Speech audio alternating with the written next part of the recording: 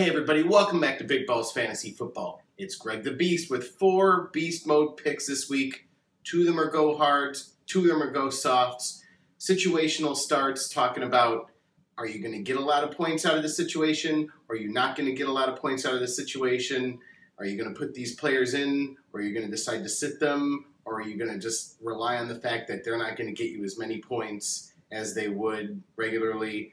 Like last week with Peyton Manning getting no touchdowns and 176 yards. I know you were used to getting about 50 to 60 points out of him. You know, you ended up getting maybe about 20, maybe. So that didn't work out for you. So let's get to it. My first go hard this week is Jamaal Charles, running back, of course, on Kansas City against a really, really piss-poor Oakland defense. Ranked 32nd. Stinking it up, just horrible on defense, and especially against the run. They give up the 5th most fantasy points to rushers. KC is 6th in rushing in the league, so there you go. You know, it's going to be a total collision, and Kansas City is definitely going to win it.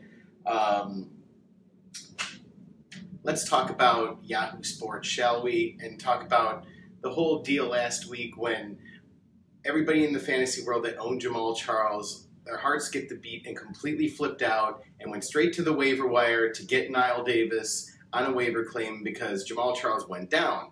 So, of course, he limps off the field, they get him on the side, and he's doing sprints and he's running around, and all of us are hitting up our Yahoo Sports going, what the hell's going on? So they take him to the locker room.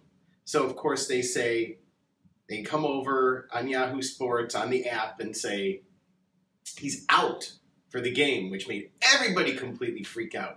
Now, in the process of me actually placing these waiver claims on the 2 teams I had them, my buddy looks up and goes, hey, isn't that Jamaal Charles scoring a touchdown? Yes. Minutes later, he scored an 18-yard touchdown pass. So, Yahoo Sports, you got to really kind of have your people on top of it because you gave me heart palpitations, and it turns out Jamaal Charles, the report is he has soreness in his ankle and tenderness, but they're just going to keep him out of practice. They're definitely going to run him. They're going to just throw Niall Davis in, for the usual rotation. But there is no way you shouldn't have Jamaal Charles in your lineup this week.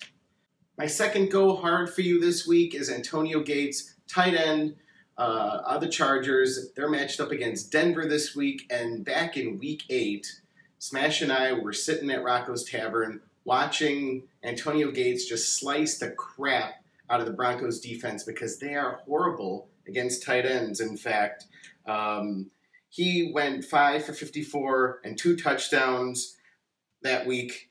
And this time San Diego's at home. That was in Denver. So I know Antonio Gates has been doing kind of funky.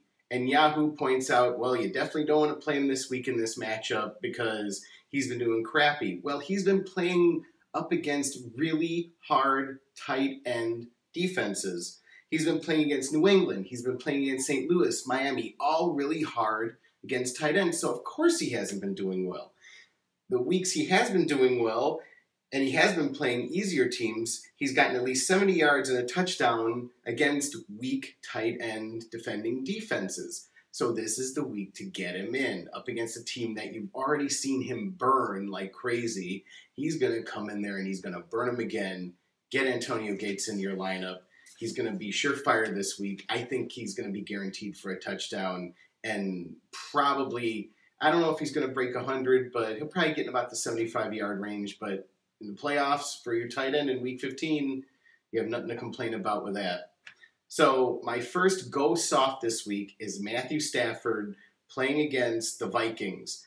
All these divisional games, as Jen Lee already said in her Real Man segment, these divisional games are horrible when it comes to quarterbacks.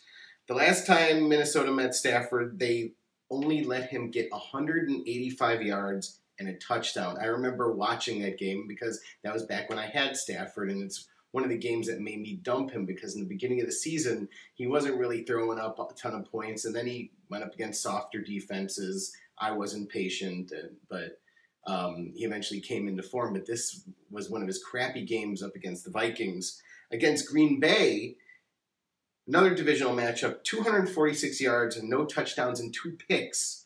So he is horrible in divisional matchups. You don't want to have him in your lineup this week, or you're just going to have to deal with the fact that he's going to probably get you 20 to 25 points. That's probably about the average I think he's going to get in most leagues. You're not going to get the 50 points you've been used to out of him, or even in the 40s, because I know the weapons are there. I know he has Megatron. I know he has Golden Tate, but this is just going to be a tough game defensively. And, he's coasted the last few weeks against Chicago and Tampa Bay. I think he's going to, in the fantasy world, come tumbling down pretty badly. So my last go soft for you this week is Gronk. And I know Gronk has just been doing fantastic for us every single week, but this week he's playing Miami, who I just mentioned when I was talking about Antonio Gates. They are tough against tight ends. They're tight end killers, actually. So his worst weeks have been against, just like I was saying about Gates doing well against defenses that defend tight ends, Miami is really, really tough against tight ends. In week 2, Gronk went up against Minnesota, who are also good defenders. He went 4 for 32, no touchdowns. Week 7, against the Jets, he went 5 for 68, no touchdowns. So you're dealing with a really crappy matchup this week for Gronk. He's probably in a PPR league going to get you minimal points and maybe, do a little something for you. But he's not going to have the spectacular numbers that he usually has against crappier defenses. So you might want to go out for somebody like Jeremy Gresham, or something. I hate to say it. I've picked him up and used him the last few weeks, and he's gotten me a touchdown and a bunch of yards. So you might want to find another tight end. And I know, how the hell do I seek Gronk? I mean, that's what these picks are for. It's for you to decide, but we're just warning you, it is a pretty damn crappy matchup this week. So thanks for watching the show this week, week 15. We wish you a lot of luck in your playoffs.